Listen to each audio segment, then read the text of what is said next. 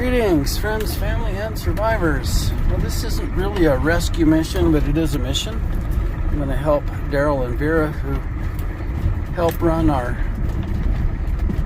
local food bank called the Bridge Connection. We have a lot of shut-in people and people out in the woods that... Am I going to get through that? I hope.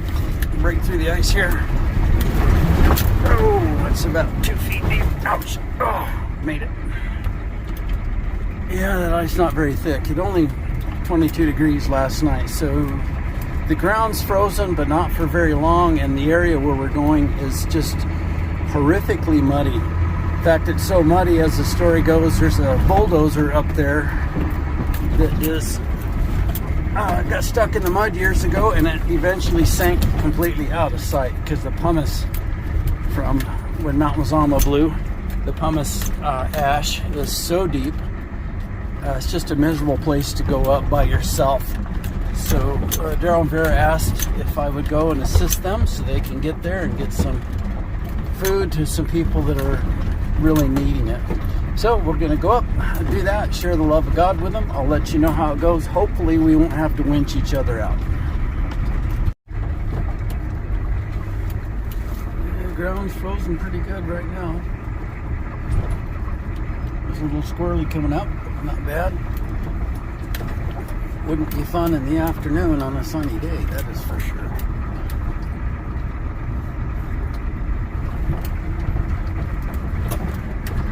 So, happy day.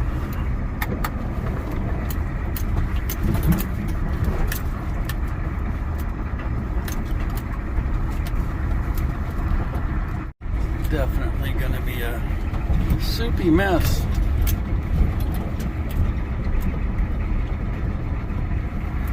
When it warms up, if it warms up. Went through that big puddle earlier.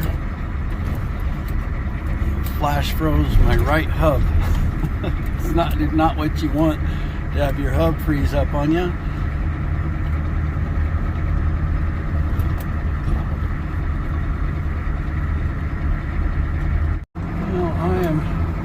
Backing out.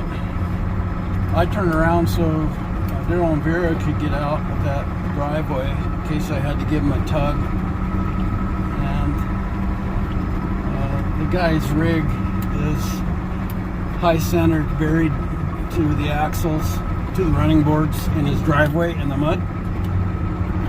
So I turned around so I could pull Daryl and Vera out, but it's really a narrow road, and you get over the shoulder a little bit, you sink out of sight.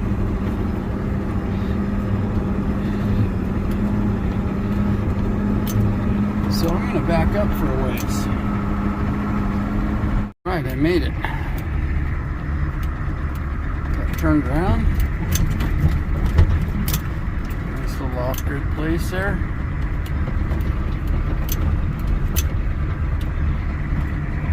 Nice rock wall.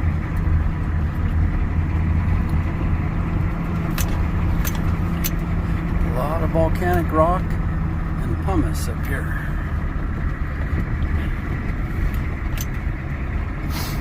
This is called the High Plateau area. It's hundreds and hundreds of square miles.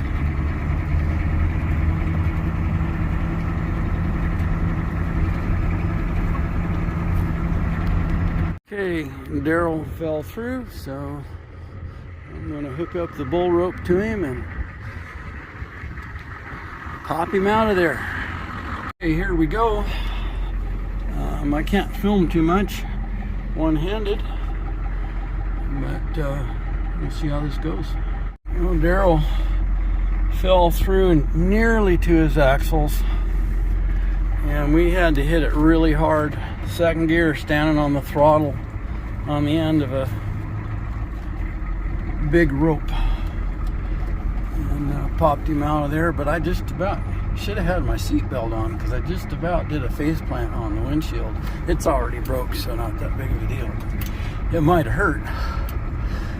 So we turned around and we're heading out the other way, because the direction we were going, though I believe it's shorter. And we're starting to fall through it now, so we better get out of here. So that's the thing about some of these really remote areas is, yeah, the land is cheap. Nice, cheap, off-grid land. But you better pay attention here.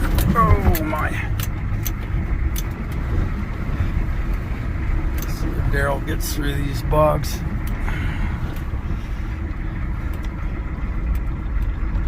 Yeah, the land's cheap, but, you know, they're summer cabins at best.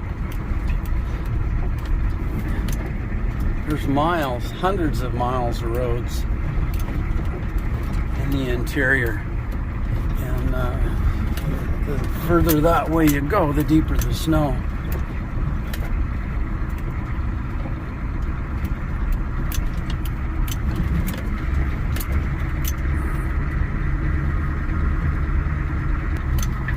So a lot of folks buy, you know, 2.5 to 5 acres of land, $15,000 to $20,000,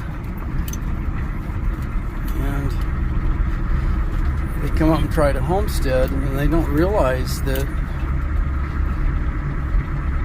you know, oh, there's over 2 feet of snow right here a lot of the winter. And then that's not the end of it. It's not just getting in and out of the snow. It's getting in and out of the mud season, which is a struggle for everybody. And then it's blowing wind and dust devils all summer long.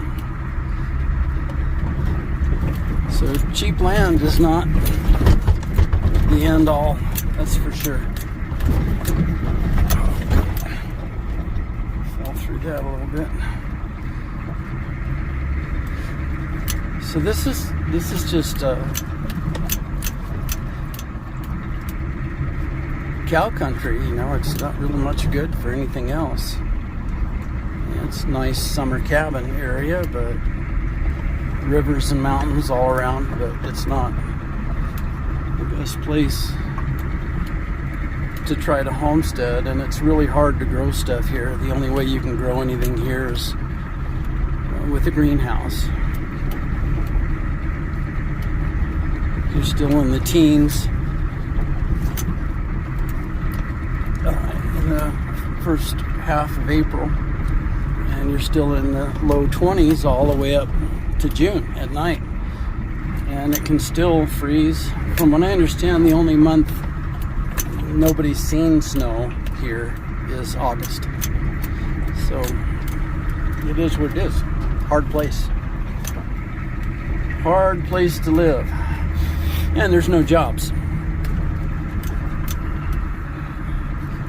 So cheap land isn't everything. If you could have a job where you were able to make your money online, and a lot of people do, then, you know, you can be shut in all winter long and make your money on the internet. There's a lot of folks that do that.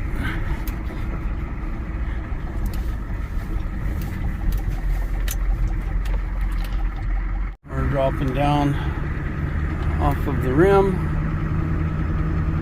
back down onto the valley floor, kind of on the north side here. Ground's harder, that's a good thing. We're a couple hundred feet above the valley floor, river valley floor. Some absolutely amazing views, there's no doubt of that.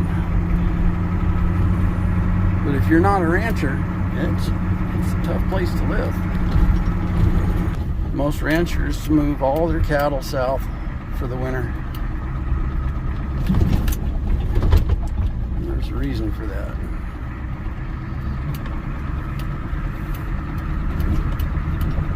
Okay, it is the next day, and we were able to get down off the mountain okay. We had a powwow at the bottom of the road and decided that we're not going to be able to get back up there unless we have several days in a row where it's in the low teens at night. And last night was a low of 20. Today, right now, it's 29, I think. The daytime high is 33. So that means the ground's going to start defrosting, and then the water that's sitting on top of the ice starts to drain, and the deeper it drains, the deeper the mud is up there.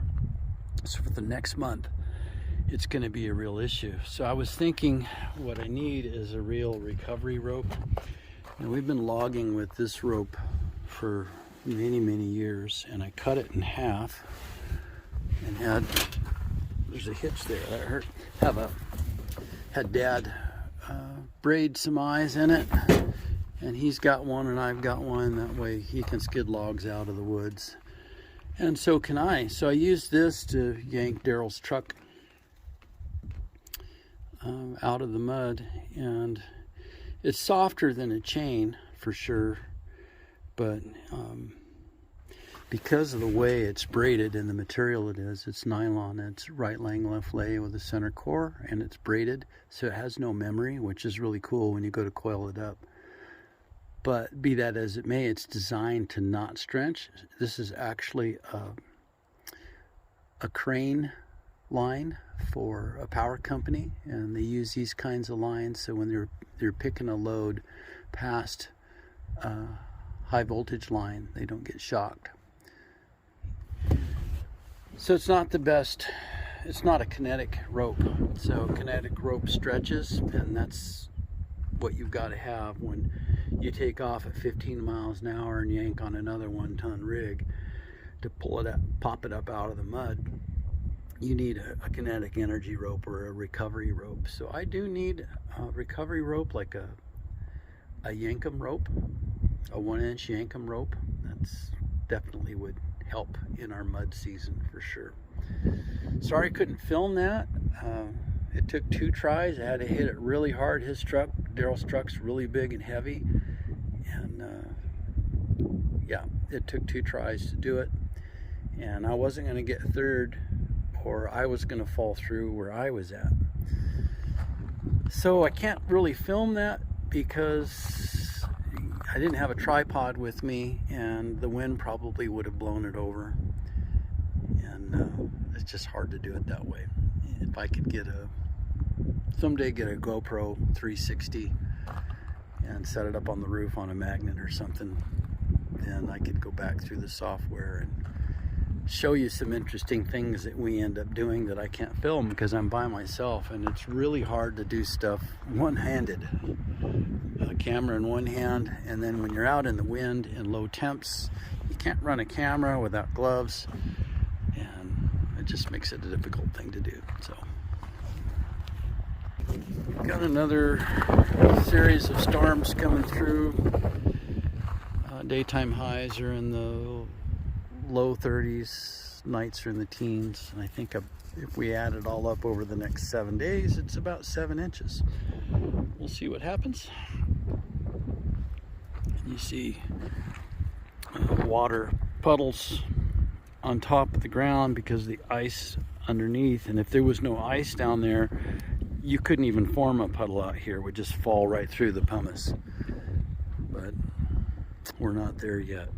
We're a month away probably from having a really deep thaw, the way it's looking right now.